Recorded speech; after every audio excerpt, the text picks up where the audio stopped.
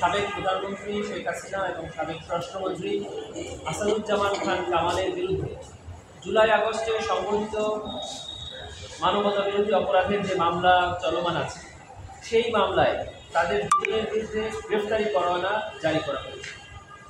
গ্রেফতারি পরোয়ানা জারির পরেও ওনারা কেউই ট্রাইব্যুনালে হাজির হননি। সেই মর্মে পুলিশের হেডকোয়ার্টার্স থেকে ট্রাইব্যুনালের রিপোর্ট এসেছে যে তারা দেশের বাইরে আত্মগোপনে আছে। আন্তর্জাতিক অপরাধ ট্রাইব্যুনালের বিধিমালা ৩১ বিধি মোতাবেক এই ক্ষেত্রে বাংলাদেশের বহুল প্রচলিত দুটি জাতীয় পত্রিকা, একটি বাংলা এবং একটি ইংরেজিতে বিজ্ঞপ্তি প্রচার করার জন্য আইন বলে দিয়েছে। সে অনুযায়ী গতকালকে আন্তর্জাতিক অপরাধ ট্রাইব্যুনাল এই দুজনকে ট্রাইব্যুনালে হাজির হওয়ার জন্য দুটি জাতীয় পত্রিকায় বিজ্ঞপ্তি প্রকাশের নির্দেশনা প্রদান করেছে। সে অনুযায়ী আজকে বাংলাদেশের একটি পত্রিকা, একটি বাংলা এবং একটি ইংরেজি পত্রিকায় ফ্রন্ট পেজে এই দুজন আসামিকে ট্রাইব্যুনালে 24 জুনের মধ্যে হাজির হওয়ার জন্য বিজ্ঞপ্তি প্রকাশিত হয়েছে। আপনারা জানেন যে এই প্রযুক্তির যুগে কোনো ব্যক্তি জানে না যে তার বিরুদ্ধে মামলা চলছে, এটি সাধারণত বিশ্বাসযোগ্য হয়। তারপরেও আইনের প্রত্যেকটি বিধান ফলো করার উদ্দেশ্যে এবং ন্যায় বিচারের সাথে ট্রাইব্যুনাল এই আদেশ জারি করেছেন এবং সে অনুযায়ী আজকে দৈনিক আমার দেশ এবং নিউ এজ পত্রিকার ফ্রন্ট পেজে এই বিজ্ঞপ্তিটি প্রকাশ করা হয়েছে। আমরা আশা করছি তারা ন্যায় বিচার প্রাপ্তির ক্ষেত্রে এবং সারা দেশে ন্যায় বিচার প্রতিষ্ঠার ক্ষেত্রে তারা হাজির হয়ে এই মামলায় অংশগ্রহণ করবে।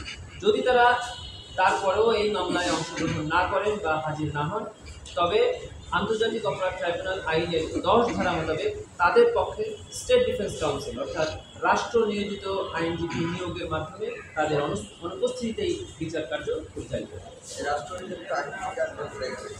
রাষ্ট্র নিয়োজিত আইনজীবী নিয়োগ দিবে ট্রাইব্যুনাল তার এই বিধি মোতাবেক তার পছন্দনীয় বা তাদের কাছে যে সকল আইনজীবী তথ্য আছে তাদের মধ্যে থেকে যে কাউকে আইনজীবী নিয়োগ প্রদান করতে পারবেন, যার খরচ বহন করবে রাষ্ট্র।